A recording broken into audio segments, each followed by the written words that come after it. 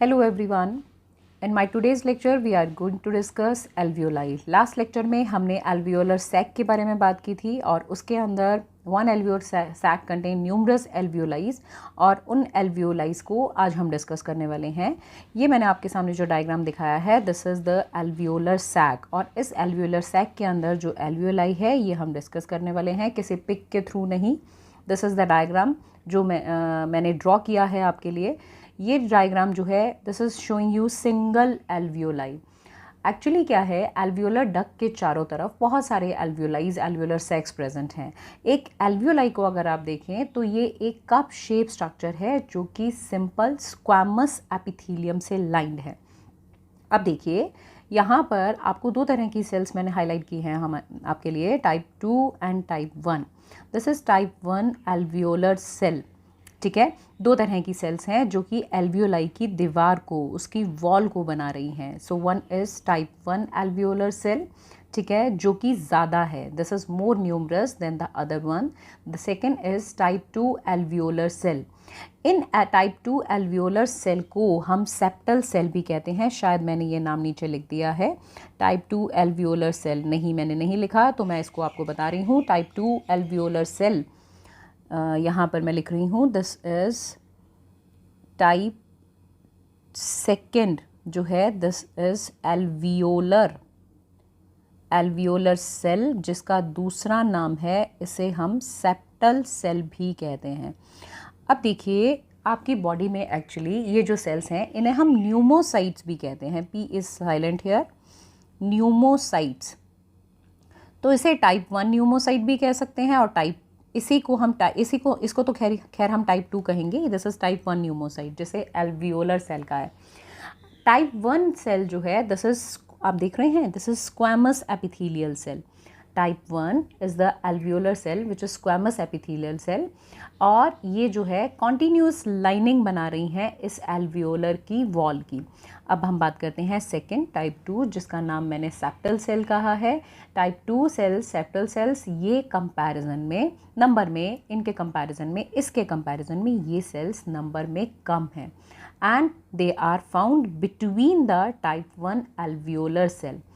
जो thin type है, मतलब थिन जो मैंने बात की, टाइप 1 एल्वियोलर सेल्स जो है वो मेन साइट है गैस एक्सचेंज के लिए. तो इनके साथ साथ हम इनके फंक्शन को भी डिस्कस कर रहे हैं. तो type 1 alveolar cell is the main site for the gas exchange. And type second alveolar cell, this is actually, shape की बात करें तो या तो राउंड है या थोड़ी सी क्यूबॉइडल एपिथेलियल सेल है.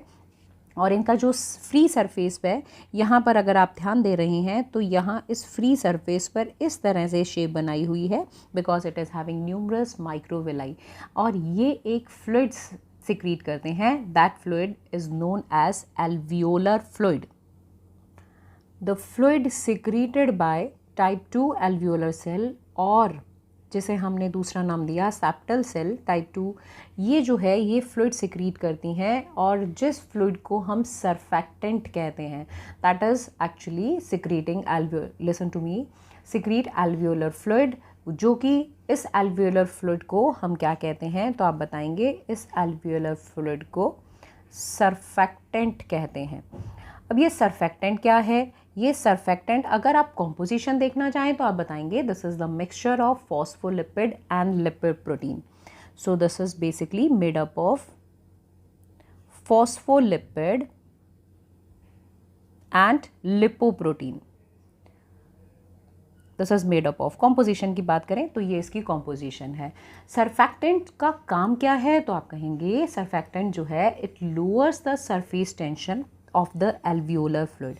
अब देखिए एक्चुअली क्या है कि यहाँ पर वाटर मॉलिक्यूल्स की लेयर है. जो वाटर मॉलिक्यूल है वो जो है यहाँ पर एक लेयर बना रहे हैं जो कि ऑक्सीजन के अंदर जाने के लिए ज़रूरी है. अब ये वाटर मॉलिक्यूल तो यहाँ होने चाहिए. और वाटर मॉलिक्यूल जो है, एक वाटर ड्रॉपलेट भी तो अपने आप को मिनिमाइज़ करने की कोशिश करता है. तो ऐसे ही यहाँ पर जो वाटर मॉलिक्यूल्स हैं वो जो है दे टेंड टू, यहाँ पर देखिए जो वाटर ड्रॉपलेट्स हैं, अब वो वाटर ड्रॉपलेट्स जो हैं वो इस तरह से अंदर आने की कोशिश कर रहे हैं. Water molecules tend to get in the middle. क्यों? Due to surface tension. ठीक है, अब जो सरफेस टेंशन है उसकी वजह से जब ये वाटर मॉलिक्यूल अंदर की तरफ इस तरफ आएंगे तो उस वजह से एल्वियोलाई जो है उसकी वॉल भी कोलैप्स हो सकती है। तो ये सरफेक्टेंट जो है वो इस सरफेस टेंशन को कम कर रहा है। वाटर मॉलिक्यूल का जो सरफेस टेंशन है ये सरफेक्टेंट रिलीज होकर उसे कम कर रहा है, और जब ये कम हो जाएगा तो एल्वियोलाई कोलैप्स नहीं होंगी and it will maintain their patency. Patency मतलब ये इस तरह से ओपन रहेंगी। तो इसलिए ये सरफेक्टेंट रिलीज़ होना बहुत ज़रूरी है। अगर हम एक मदर में जो जेस्टेशन पीरियड चल रहा है, मदर के अंदर जो फीटस पल रहा है, अगर हम उस स्टेज में बात करें तो 4th to 5th मंथ के बाद, बेसिकली इसे कहा जाता है 5th मंथ के आसपास, ये सरफेक्टेंट कुछ अमाउंट में रिलीज़ होना सिक्रीट हो जाता है। और 7th मंथ आते आते 7th मंथ के लास्ट में ये सरफेक्टेंट पूरी तरह से यहाँ पर एल्वियोलाई में आ जाता है। इस सरफेक्टेंट को रिलीज़ करने वाली दो तरह की सेल्स हैं, एक सेप्टल सेल और दूसरी आपको याद होगा क्लारा सेल्स, जो मैंने टर्मिनल ब्रोंक्यूल में बात की थी। टर्मिनल ब्रोंक्यूल की क्लारा सेल्स और septal cells of the alveoli they secrete surfactant. अगर सरफेक्टेंट नहीं होगा, अगर सरफेक्ट नहीं होगा तो मैं आपको एक डिजीज़ का नाम बताने वाली हूँ, that is actually respiratory distress syndrome. This is a breathing disorder of pre mature newborn. लेकिन इसकी बात मैं इस आज के लेक्चर के लास्ट में करूँगी। इतनी सी बात मैंने आपको बताई, इस डिजीज़ की बात दोबारा करेंगे, पर पहले हम स्ट्रक्चर पर ही फोकस करें तो ज़्यादा अच्छा रहेगा। तो यहाँ पर आपने देखा this is the alveoli. Alveoli contain 2 types of cell, type 1 and type 2। दोनों के फंक्शंस आपको क्लियर हैं। This is forming respiratory membrane. अब आपको यहाँ पर ग्रीन कलर की एक अलग सी सेल दिखाई दे रही है, जो कि इस लेयर का पार्ट नहीं है, but actually it is present here. This is known as, ये जो यहाँ पर सेल आपको दिखाई दे रही है, this is called dust cell और this is called alveolar macrophage.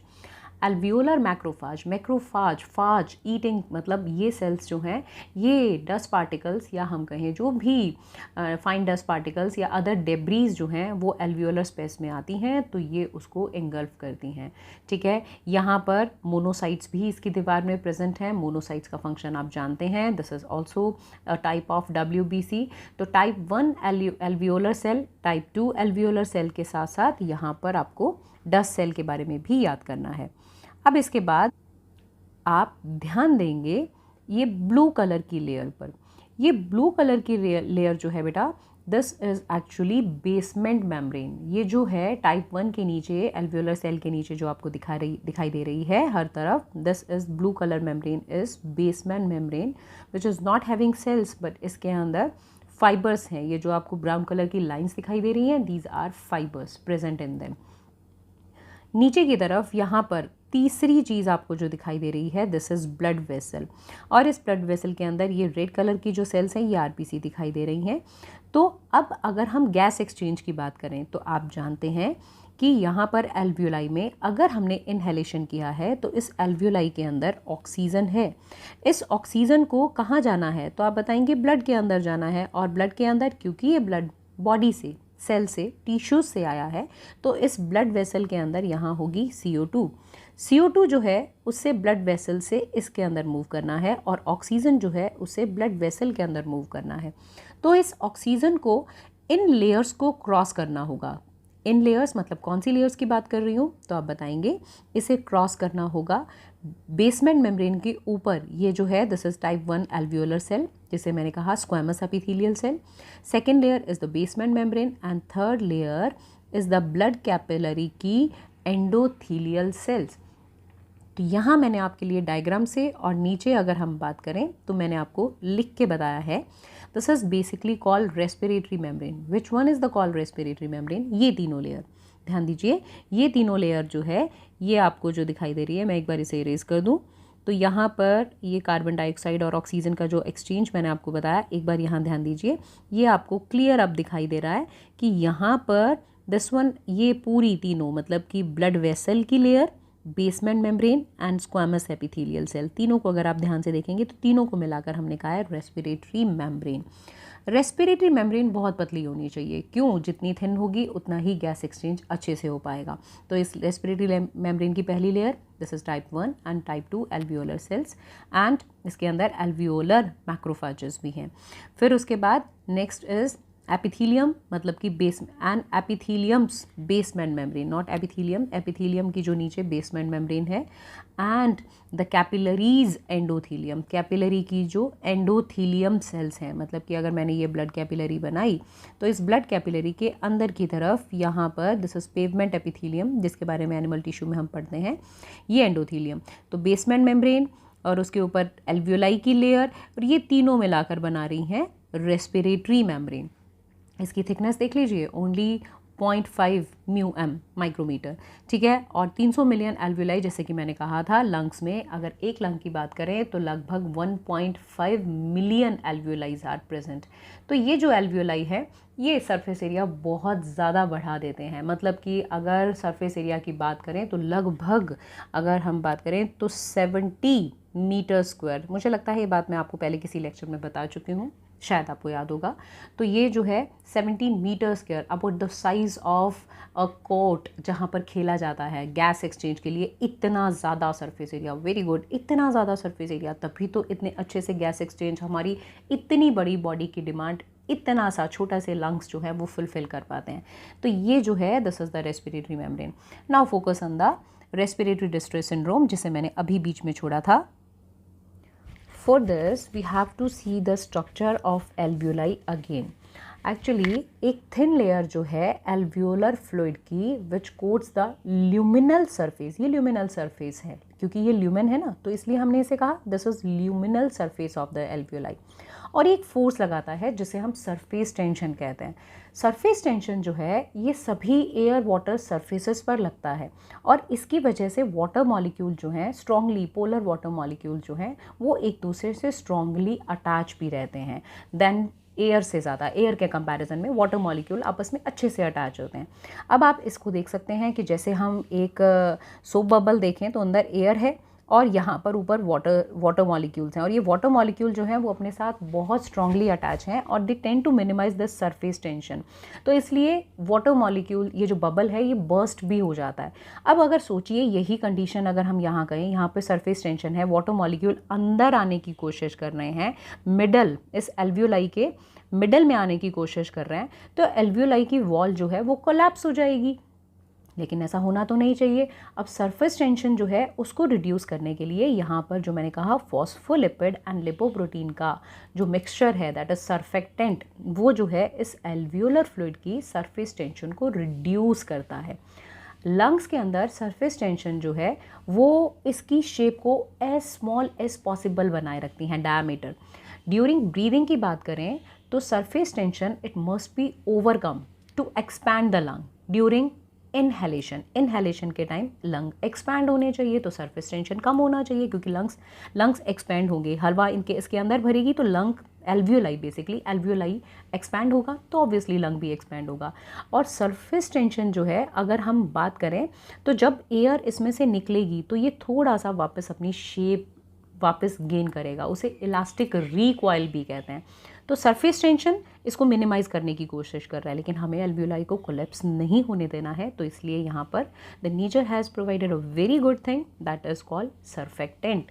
ये सर्फेक्टेंट जो मैं आपको कंपोजिशन बता चुकी हूँ, ये क्या कर रहा है, रिड्यूस कर रहा है सरफेस टेंशन को। तो अगर सरफेस टेंशन की डेफिशिएंसी हो तो जो डिसीज़ हो जाती है this is called respiratory distress syndrome. This respiratory distress syndrome is the breathing disorder of premature newborn। अगर बच्चे का जन्म, जैसे मैंने कहा 7th मंथ के लास्ट तक, तो लेकिन अगर उससे पहले बच्चे का बर्थ हो जाता है तो ऐसी कंडीशन में ब्रीदिंग डिसऑर्डर ये हो जाता है। तो सरफेस टेंशन जो है उसे रिड्यूस करने के लिए नहीं है, तो उसकी कुछ एल्वियोलाइज जो हैं, बेसिकली एल्वियोलाइज की ही बात करूँगी, एल्वियोलाइज जो हैं वो कोलैप्स हो सकती हैं। तो रेस्पिरेटरी डिस्ट्रेस सिंड्रोम, इस केस में रेस्पिरेटरी डिस्ट्रेस, अगर इनकी किसी बच्चे की मदर को डायबिटीज़ हो तो भी उसमें रेस्पिरेटरी डिस्ट्रेस सिंड्रोम की पॉसिबिलिटीज़ थोड़ी बहुत होती हैं, लेकिन जैसे मैंने कहा प्री मैच्योर बर्थ के केसेस में ये पॉसिबिलिटीज़ ज़्यादा हैं। ऐसे केस में एक टेक्निक है, this is continuous positive air pressure. Severe cases में ऑक्सीजन डिलीवर की जाती है। दिस केस इज़ एक्चुअली, ये जो मैं आपको बता रही हूँ, this is continuous positive air pressure, इसे शॉर्ट में हम CPAP भी कहते हैं। नॉस्ट्रिल के थ्रू ट्यूब से सरफेस पे मास्क करके, और इसे क्या किया जाता है, सर्फेक्टेंट ऑक्सीजन जो है वो प्रोवाइड की जाती है। That can be a solution. But respiratory distress syndrome का जो मेन रीज़न है, जो आपके पास नीट में क्वेश्चंस आते हैं, उसका मीनिंग है बेसिकली लैक ऑफ सर्फेक्टेंट। तो ये जो है एल्वियोलाई की स्ट्रक्चर एंड एल्वियोलाई के parts, these are very important, and next lecture हम आगे चलेंगे। Thank you.